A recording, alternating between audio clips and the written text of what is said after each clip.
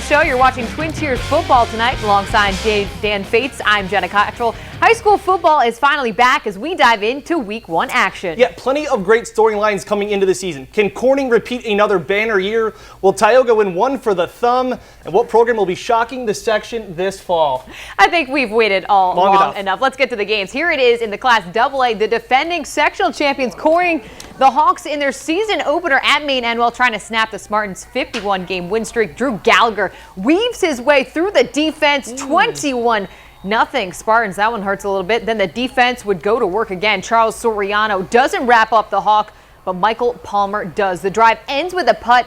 And on the next drive, Kyle Ballmer gone on this one, 68-yard TD, too tall of a task as the Spartans cruise to a 54-7 victory for state record 52 straight wins. Yeah, out east, Elmira at Ty Cobb Stadium facing Union Endicott. Gotta love the band. How about a little trickery here from the Express? Play action and rollout from Anthony Almick. His friends probably call him Tony. Finds Christian Megner wide open in the end zone for the score, 18-6 Elmira. The Tigers are trying to pull something together at the end of the half.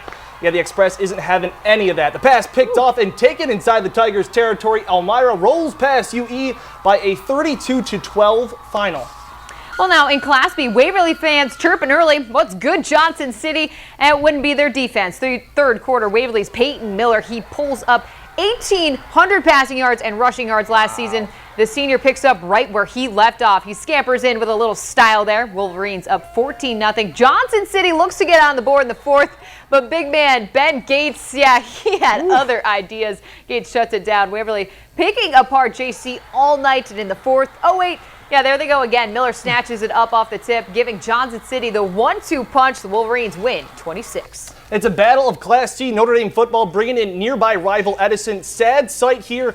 Edison senior quarterback John Jones injures his knee in the first half. He would not return. The last play of the second quarter here, though, Gary Roppers drops back and he's trying to get sacked, but he says, nope, I'm just going to flip it to Tyler Jones, who's wide open in the end zone for the score, 27-0 Crusaders. Off an interception by ND, the Spartans drive down the field. Kyle Locker, that's grown man strength, fighting for yards and gets in the end zone. Edison finally on the board, but the very next play, the delayed handoff here to Tim Davis. Well, bad camera work, but a great run. Bounces it outside to the edge and gone. 55 yards all the way for the score. That made it 34-6 Notre Dame. Simply too much. The Crusaders on cruise control take this one 46-12.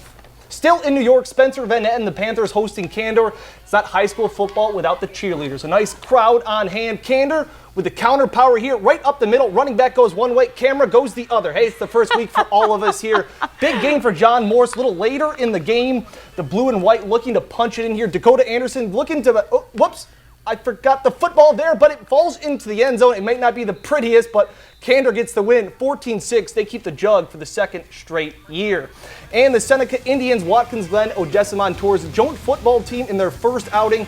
Their program opener taking one on the chin versus Owego, 55-12.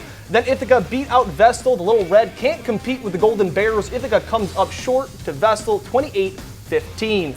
And how about those Tigers? Tyogga going for a fifth straight sectional title run. Tonight's step one, Lansing facing the Tigers. But it'd be the Bobcats who strike first. Zach Dietrich spirals it to find Joe Miller-Labar in the end zone.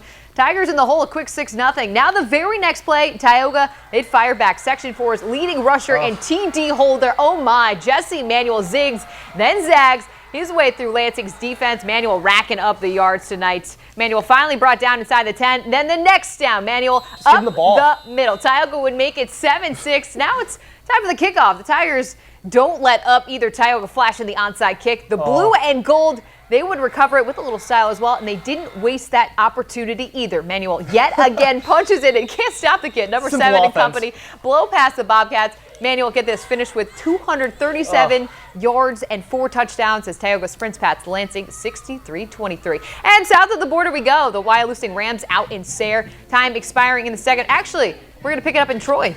Troy, yeah, here we go in Pennsylvania. The Trojans looking to fill the holes of running back. Brandon Maddox opening drive looked methodical. Big Zach Zimmerman, 35-yard gain into the Black Panthers territory. Couple of plays later, off the jet sweep, Curtis Rupp cuts it inside for the score. Opening drive touchdowns are good. Troy was up 7-0. Then to some defense.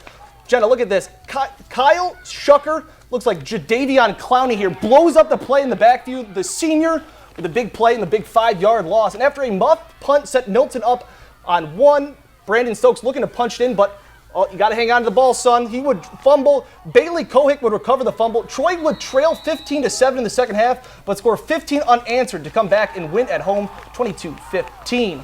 And taking it over now, we're going to south of the border, like we said, the Wyalusing Rams out in Sayre. Time expiring in the second, but the Redskins pushing through. Tyler Bell's ring that bell, baby. Kid just doing the most as he fights for a Sayre first down. And then that would set up the very first touchdown of new head coach Steve Satterley's varsity career. That feels pretty good. The Redskins getting on the board finally.